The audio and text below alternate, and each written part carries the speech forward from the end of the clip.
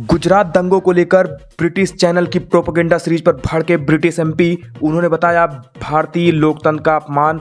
दरअसल ब्रिटिश सांसद ने बीबीसी को घेरते हुए कहा कि आपने लोकतांत्रिक रूप से निर्वाचित भारत के प्रधानमंत्री, भारतीय पुलिस और भारतीय न्यायपालिका की बेइज्जती की है। नमस्कार दोस्तों, आपको बता रहे हैं ब्रिटेन के हाउस ऑफ लॉर्ड के सदस्य डॉक्टर रामी रेंजर ने बुधवार को अपने ट्वीट में बीबीसी को निशाने पर लिया है।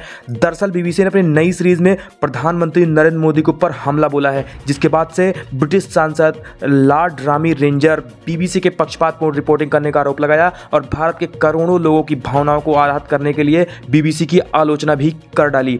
जी हां, रामी रेंजर अपने ट्वीट में लिखते हैं कि बीबीसी न्यूज़, आपने भारत के करोड़ों लोगों की भावनाओं को आहत किया है और लोकतांत्रिक रूप से निर्वाचित भारत के प्रधानमंत्री, भारतीय पुलिस और भारतीय न्यायपालिका की भी बेइज्जती की है। हम दंगों और लोगों की मौत की निंदा करते हैं, लेकिन आपकी पक्षपातपूर्ण रिपोर्ट की निंदा भी करते हैं। आपको बता दें, ब्रिटिश ब्रॉडकास्टर बीबीसी ने इंडिया द मोदी क्वेश्चन के शीर्षक से 2 पार्ट में एक नई सीरीज बनाई थी। इस सीरीज में पीएम मोदी और भारत के मुस्लिमों के बीच में तनाव की बात कही गई थी।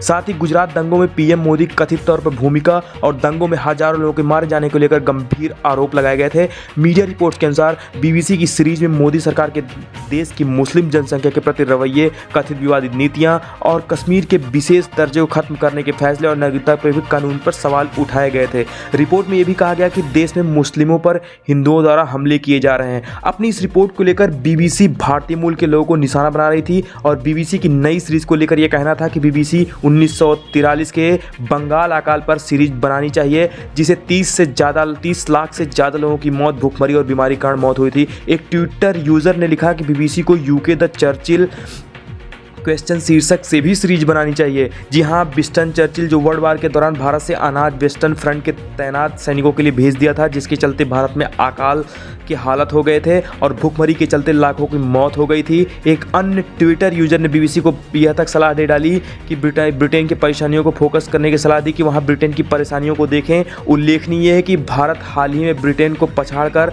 दुनिया की 5वीं सबसे बड़ी अर्थव्यवस्था बना हुआ है। जी हाँ, इस वीडियो में इतना ही। मिलते हैं अगले वीडियो में, तब तक के लिए नमस्कार, जय हिंद।